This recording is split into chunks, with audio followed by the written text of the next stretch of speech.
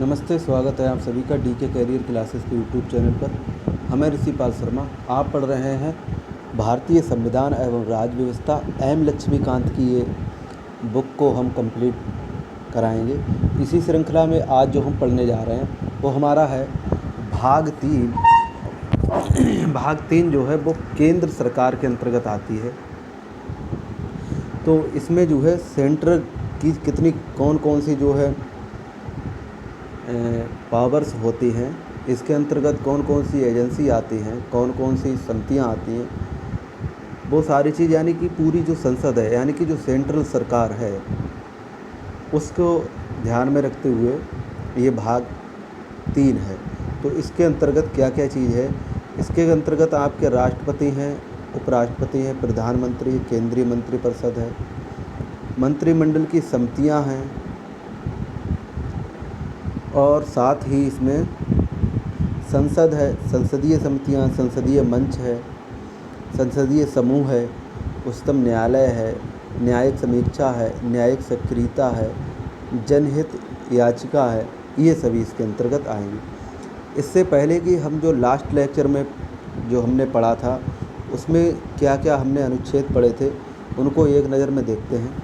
फिर हम ये जो आज का जो हमारा ये जो हम पढ़ने जा रहे हैं भाग 3, उसको देखेंगे। इसमें अनुच्छेद जो 352 है, इसके लिए हम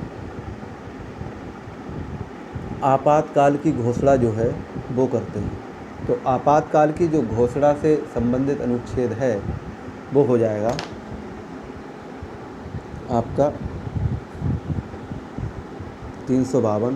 फिर है आपातकाल लागू होने के प्रभाव जो हैं वो 353। 354 में हो जाएगा आपातकाल की घोषणा जारी राजस्व के वितरण से संबंधित प्रावधानों को लागू करना। आर्टिकल 355 हो जाएगा राज्यों की बाहरी आक्रमण तथा आंतरिक व्यवस्था से सुरक्षा संबंधी संघ के कर्तव्य। और आर्टिकल 357 हो जाएगा अनुच्छेद 356 के अंतर्गत जारी घोषणा के बाद विधायी शक्तियों का प्रयोग। आर्टिकल 358 आपातकाल में अनुच्छेद 19 के प्रावधानों का स्थगन।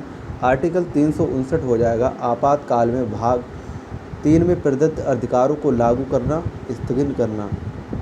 आर्टिकल 359 हो जाएगा इस भाग को पंजाब राज्य पर भी लागू करना, जो कि निरस्त कर दिया गया।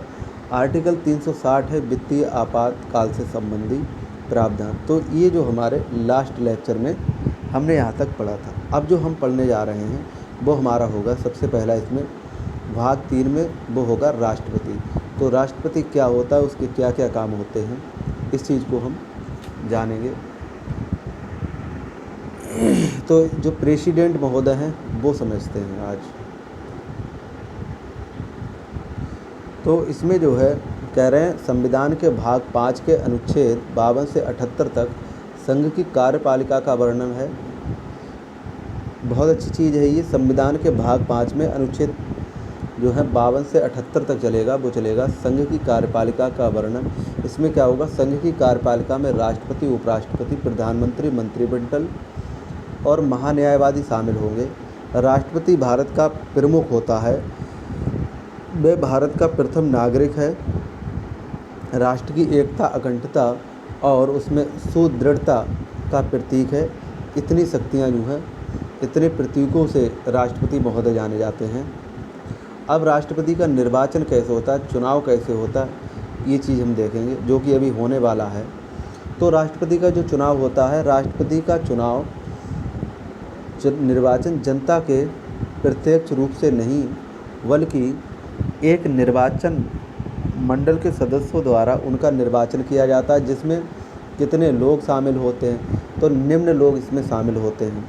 कह रहे संसद के दोनों सदनों के निर्वाचित सदस्य, राज्य विधान सभा के निर्वाचित सदस्य और केंद्र शासित प्रदेश जिसमें दिल्ली है, पुडुचेरी विधानसभाओं के निर्वाचित सदस्य, इतने लोग इसमें वोटिंग करते हैं।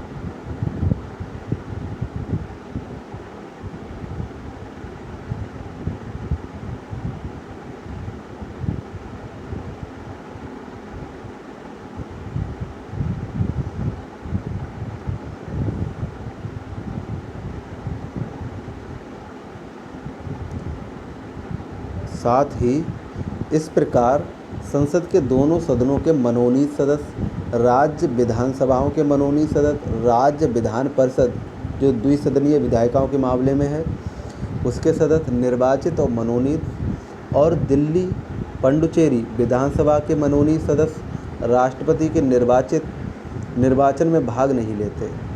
ये जो मनोनीत सदस्य के जो निर्वाचन में भाग नहीं लेते, कहाँ कहाँ वो देखो कह रहे हैं कि मनोनीत और निर्वाचित, ये यहाँ तक मनोनीत सदस्य, फिर राज्य विधान परिषदों में द्विसदनीय विधायिका के मामलों में के सदस्य निर्वाचित व मनोनीत, दिल्ली पुडुचेरी विधानसभा के मनोनीत सदस्य राष्ट्रपति के निर्वाचन में भाग नहीं लेते हैं। जब कोई सभा विघटित हो गई हो तो उसके सदस्य राष्ट्रपति के निर्वाचन में मतदान नहीं कर सकते। उस स्थिति में जबकि विघटित सभा का चुनाव राष्ट्रपति के निर्वाचन से पूर्व ना हुआ हो। आगे देखो, आगे है इसमें कि संविधान में यह प्रावधान है कि राष्ट्रपति के निर्वाचन में विभिन्न राज्यों का प्रतिनिधित्व समान रूप से हो, साथ ही राज्यों तथा संघ के मध्य भी समानता हो। इसे प्राप्त करने के लिए राज्य विधानसभाओं तथा संसद के प्रत्येक सदस्य के मतों की संख्या निम्न प्रकार निर्धारित की गई है। वो क्या निर्धारित की गई उसे समझते हैं।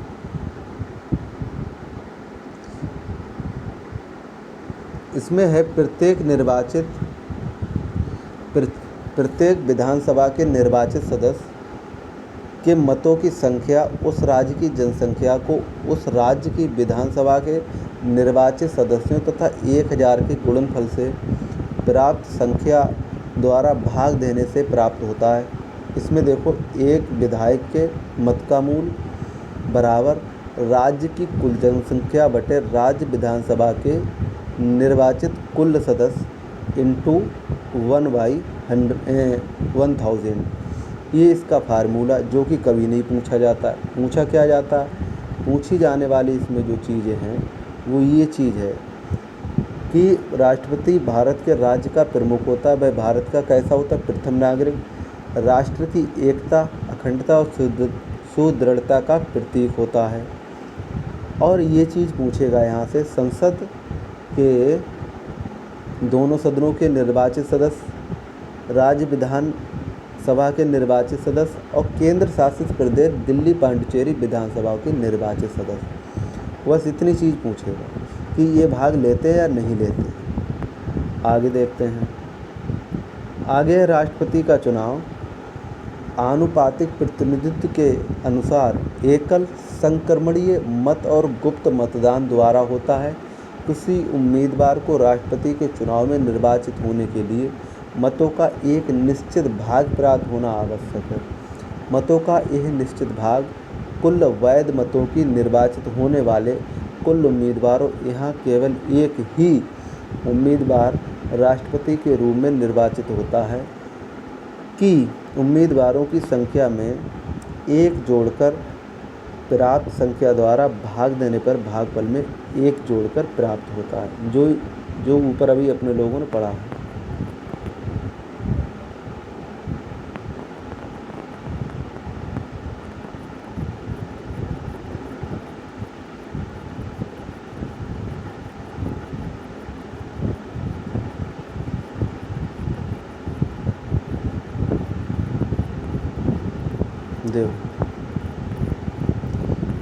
निश्चित मतों का भाग कुल वैध मत बटे 1 + 1 = 2 + 1।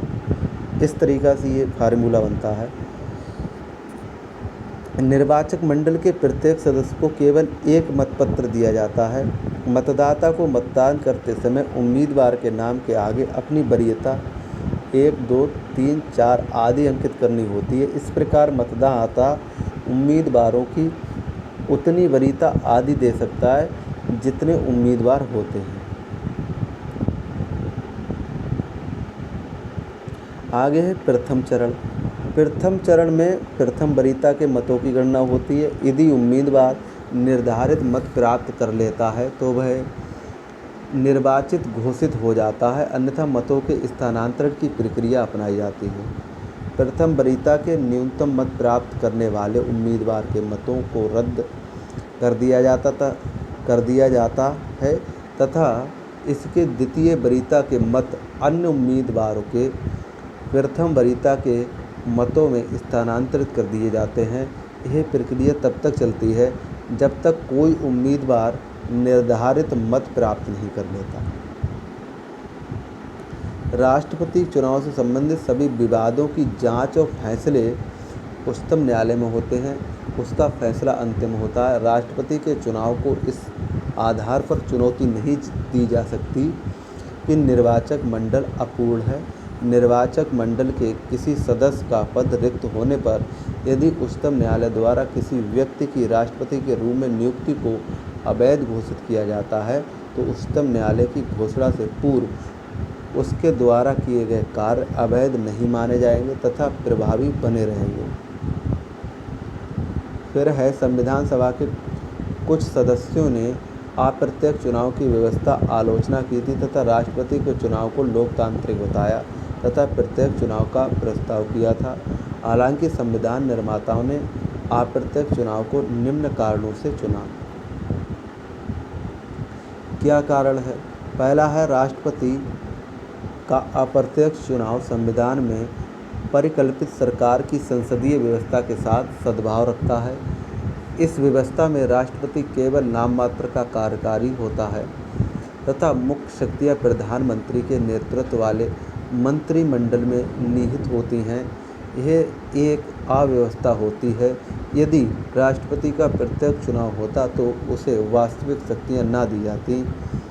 फिर है विस्तृत निर्वाचन गुणों को देखते हुए राष्ट्रपति का प्रत्यक्ष चुनाव अत्यधिक खर्चीला, समय व ऊर्जा का अपव्यय होता। इस दृष्टिकोण को रखते हुए संविधान निर्माताओं ने सोचा कि अप्रत्यक्ष चुनाव करवाया जाए। यह देखते हुए वह एक प्रतीकात्मक प्रमुख है, ऐसा करना संभव नहीं था। संविधान सभा के कुछ सदस्यों ने सुझाव दिया था कि राष्ट्रपति का चुनाव केवल संसद के दोनों सदनों के निर्वाचित सदस्यों द्वारा होना चाहिए। संविधान निर्माताओं ने इसे प्राथमिकता नहीं दी क्योंकि संसद में एक दल का बहुमत होता है जो निश्चित तौर पर उसी दल के उम्मीदवारों को चुनेगा और ऐसा राष्ट्रपति भारत के सभी राज्यों को प्रतिनिधित्व नहीं कर सकता। वर्तमान व्यवस्था में राष्ट्रपति संघ तथा सभी राज्यों का समान प्रतिनिधित्व करता है। आगे है कि इसके अतिरिक्त संविधान सभा में यह कहा गया कि राष्ट्रपति के चुनाव में आनुपातिक प्रतिनिधित्व शब्द का प्रयोग गलत है। आनुपातिक प्रतिनिधित्व का प्रयोग दो अथवा अधिक स्थान भरने में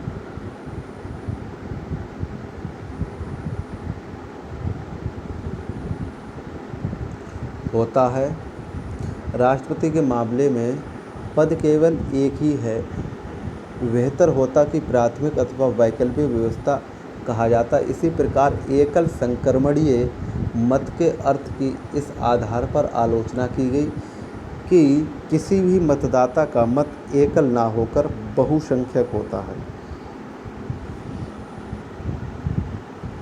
अब राष्ट्रपति बनने के लिए क्या क्या शर्तें होती हैं, तो आप राष्ट्रपति बनने के लिए योग्य हैं या नहीं, ये चीज़ आप आज चेक कर लीजिएगा। राष्ट्रपति पद के हेतु अर्हताएँ यानी कि जो योग्यताएं हैं वो क्या हैं। पहला इसमें है कि वह भारत का नागरिक हो। दूसरा है उसकी आयु 35 की पूर्ण कर चुका हो। वह लोकसभा का सदस्य निर्वाचित होने के लिए अर्हित हो।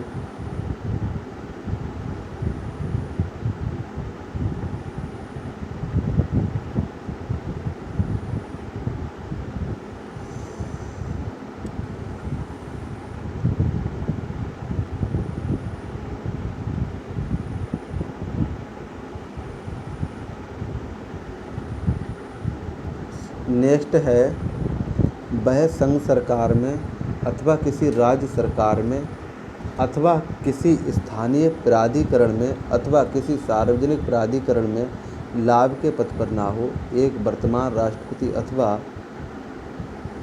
उपराष्ट्रपति किसी राज्य का राज्यपाल अथवा राज्य का मंत्री किसी लाभ के पद पर नहीं माना जाता। इस प्रकार वह राष्ट्रपति पद के लिए अर्हक उम्मीदवार होता है। इसके अतिरिक्त और क्या क्या बवाल चाहिए? इसके अतिरिक्त राष्ट्रपति के चुनाव के लिए नामांकन के लिए उम्मीदवार से कम 50 प्रस्तावक व 50 अनुमोदक होने चाहिए। प्रत्येक उम्मीदवार भारतीय रिजर्व बैंक में 15,000 रुपये जमानत राशि के रूप में जमा करेगा। यदि उम्मीदवार कुल डाले गए मतों का 1/6 भाग प्राप्त करने में असमर्थ होता है तो यह राशि जब्त हो जाती है, यानी कि जमानत जब्त हो जाएगी अगर आपकी 1/6 वोट नहीं पड़े। 1977 में प्रस्तावकों 1977 से पहले प्रस्तावकों व अनुमोदकों की संख्या 10-10 थी तथा जमानत राशि 2500 रुपये थी। 1977 में इसे बढ़ा दिया गया ताकि उन उम्मीदवारों को हतोत्साहित किया जा सके जो गंभीरता से चुनाव नहीं लड़ते हैं। इससे आगे है राष्ट्रपति के लिए जो प्रतिज्ञा है या जो शपथ है वो क्या है। राष्ट्रपति पद को ग्रहण करने से पूर्व शपथ या प्रतिज्ञा लेना होता है। अपनी शपथ में राष्ट्रपति शपथ लेता है, मैं फिर नाम अपना बोलता है श्रद्धा पूर्वक राष्ट्रपति पद का कार्य पालन करूँगा। अब वो कितना कार्य पालन करता है, कितनी श्रद्धा से, ये हम आप देख ही रहे हैं। संविधान और विधि का संरक्षक और प्रतिरक्षण करूँगा और भारत की जनता की सेवा और कल्याण में निरत रहूँगा। उच्चतम न्यायालय के मुख्य न्यायाधीश और उसकी अनुपस्थिति में वरिष्ठतम न्यायाधीश द्वारा राष्ट्रपति पद को शपथ दिलाई जाती है। अन्य किसी भी व्यक्ति को जो राष्ट्रपति के रूप में कार्य करता है अथवा राष्ट्रपति के कर्तव्यों का निर्वहन करता है, इसी प्रकार शपथ लेनी होती है। इसमें जो समझने वाली बात है वो ये है कि राष्ट्रपति का जो निर्वाचन है उसमें कौन कौन भाग लेते हैं। तो संसद के दोनों सदनों के निर्वाचित सदस्य, राज्य विधानसभा के निर्वाचित सदस्य, दिल्ली और पांडुचेरी जो विधानसभाओं के निर्वाचित जो सदस्य हैं वो। एक बात ये हुई कि भाग कौन कौन लेते हैं इसके जो है मतदान प्रणाली में, तो ये लेते हैं। दूसरा क्वेश्चन वो उठता है कि भारत के राष्ट्रपति जो हैं तो उनके लिए किस मत प्रणाली का प्रयोग किया जाता है, तो वो होता है एकल संक्रमणीय और गुप्त मतदान प्रणाली के द्वारा राष्ट्रपति का चुनाव होता है।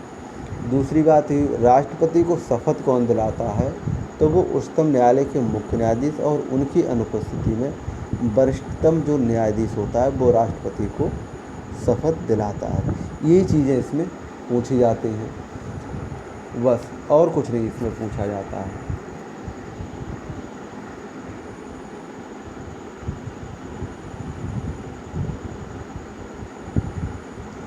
अब देखते हैं कि 1952 जो पहला चुनाव हुआ था से लेकर 2000 आज तक की बात करें 22 तक की, तो कितने राष्ट्रपति हुए हैं। तो 1952 में जो हमारे प्रथम राष्ट्रपति बने थे वो बने थे डॉक्टर राजेंद्र प्रसाद, और इनके जो विपक्ष में जो खड़े थे वो थे KT साहब, और दोबारा 57 फिर राष्ट्रपति बने हैं वो हैं डॉक्टर राजेंद्र प्रसाद। इनके प्रतिद्वंदी थे वो थे NN दास, और डॉक्टर राधा कृष्णन बने थे वो 1962 में बने थे। 1967 में डॉक्टर जाकिर हुसैन बने थे। इनके प्रतिद्वंदी जो थे वो थे K सुब्बा राव, और जो राधा कृष्णन थे उनके चौधरी हरिराम सिंह थे। 1969 में वीवी गिरी बने थे और इनकी टक्कर पे जो खड़े थे वो थे संजीवन रेड्डी। 1974 में फ़खरुद्दीन अली अहमद ये राष्ट्रपति बने थे, विजयी राष्ट्रपति। इनके प्रतिद्वंदी जो थे वो थे त्रिदेव चौधरी, और एन संजीवन रेड्डी जो हैं वो फिर से 1977 में फारूक अली को हराकर वो निर्विरोध चुने गए थे। और 1982 में ज्ञानी जैल सिंह बने, HR खन्ना इनके प्रतिद्वंदी थे।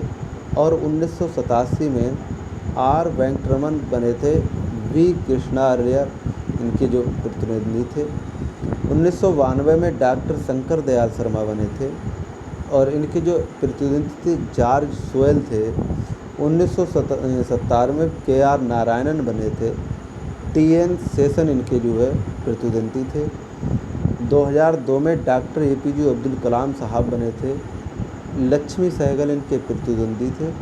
2007 में श्रीमती देवी प्रतिभा पाटिल जो थी वो बनी थी, VS शेखावत इनके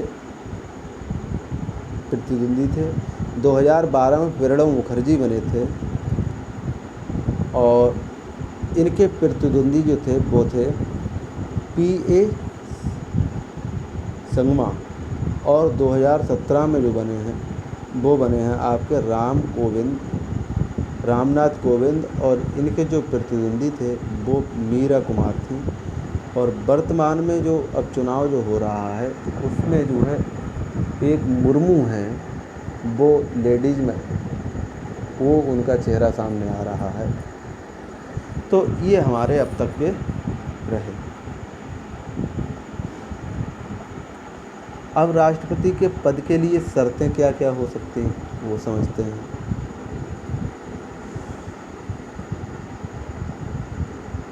तो राष्ट्रपति के पद की जो शर्तें हैं वो हैं, देखते हैं। संविधान द्वारा राष्ट्रपति पद के लिए निम्नलिखित शर्तें निर्धारित की गई हैं। वह संसद के किसी भी सदन अथवा राज्य विधायिका का सदस्य नहीं होना चाहिए। यदि कोई ऐसा व्यक्ति राष्ट्रपति निर्वाचित होता है तो उसे पद ग्रहण करने से पूर्व उस सदन से त्यागपत्र देना होगा, नंबर 1। नंबर 2, वह कोई अन्य लाभ का पद धारण नहीं करेगा। उसे बिना कोई किराया चुकाए आधिकारिक निवास राष्ट्रपति भवन आवंटित होगा। ये इसकी जो है क्या बोलते हैं शर्तें हैं। उसे संसद द्वारा निर्धारित उपलब्धियों, भत्ते व विशेषाधिकार प्राप्त होंगे। उसकी उपलब्धियों और भत्ते उसकी पदावधि के दौरान कम नहीं किए जाएंगे। 2018 में संसद ने राष्ट्रपति का वेतन जो था वो 1.5 लाख से बढ़ाकर 5,08,000 रुपये कर दिया। और इससे पहले 2008 में राष्ट्रपति की पेंशन 3 लाख से बढ़ाकर सालाना प्रतिमाह वेतन का 50% कर दिया। इसके अलावा भूतपूर्व राष्ट्रपति को पूर्व सुसज्जित आवास, फोन की सुविधा, कार, चिकित्सा सुविधा, यात्रा सुविधा, सचिवालय स्टाफ और 1,00,000 रुपये प्रति वर्ष कार्यालयीन खर्च मिलेगा। कार्यालय पे जो खर्च होता है उसके 1 लाख रुपए जो है प्रति वर्ष वो मिलेगा। राष्ट्रपति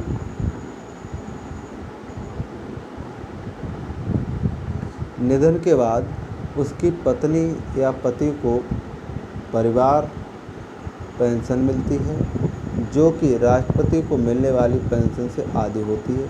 इसके अलावा उन्हें पूर्व सुसज्जित आवास, फोन सुविधा, कार, चिकित्सा सुविधा, यात्रा सुविधा, सचिवालय स्टाफ 20,000 रुपये प्रति वर्ष तक कार्यालयीन खर्च मिलता है। राष्ट्रपति को अनेक विशेषाधिकार भी प्राप्त होते हैं। उसे अपने आधिकारिक कार्यों में किसी भी विधिक जिम्मेदारियों से उन्मुक्ति होती है। अपने कार्यालय के दौरान उसे किसी भी आपराधिक कार्रवाई से उन्मुक्ति होती है।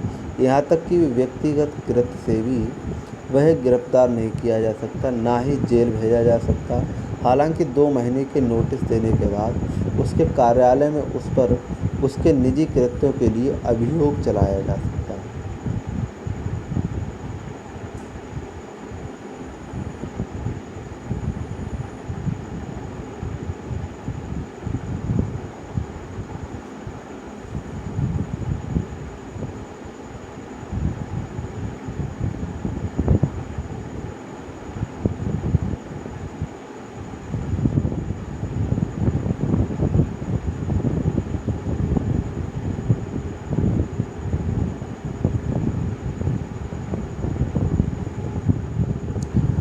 उसके पद का जो समय है वो क्या होगा, पदावधि कहलाता। महाभियोग, उसे कैसे हटाया जाएगा, और जब रिक्त पद होगा, पद अगर खाली है राष्ट्रपति का, तो कौन सा काम कहाँ पर कौन करेगा, ये चीज़ें अब समझेंगे। तो राष्ट्रपति की जो पदावधि है, वह राष्ट्रपति की पदावधि उसके पद धारण करने की तिथि से 5 वर्ष तक होती है।